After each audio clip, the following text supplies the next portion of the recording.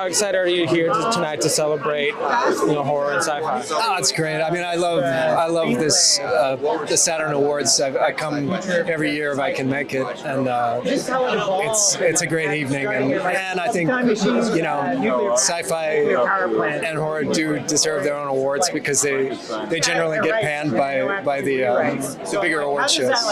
And one of the great shows you're in, Fall House of Usher.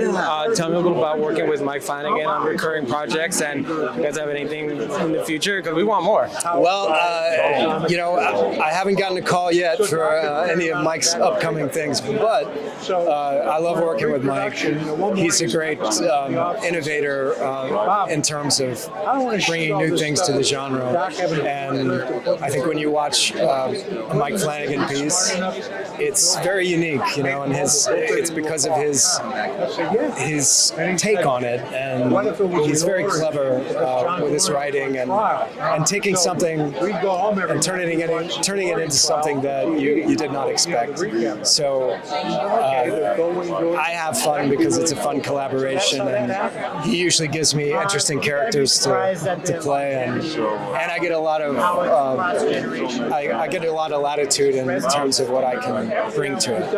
It's funny. One of my biggest scares in a movie or TV show is in Hill House when the two girls are arguing.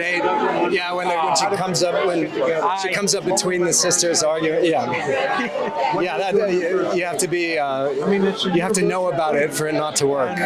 No, I was upset. That's how hard I jumped. Well, that was the thing, because Mike was always like, no jump scares, but he's like, if I'm gonna do a jump scare, I'm gonna do a really good jump scare. It's gonna be pretty, it was very, very effective.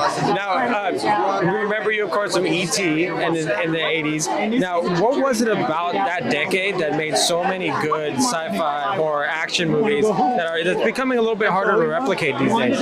Yeah, well, I think a lot of it had to do with physical effects. Everything was being done by ILM, Industrial Light and Magic, before it was Skywalker Ranch. But that was where all of this cool sci-fi and horror stuff was coming from. So I think moving away from that and going into digital, it loses something because it's not as visceral. I mean, even if it's a goofy gag, if it's a physical gag, it resonates more with people because we're tactile beings. So we can only understand something if we can relate to it and say, oh, I felt that. I know what that feels like.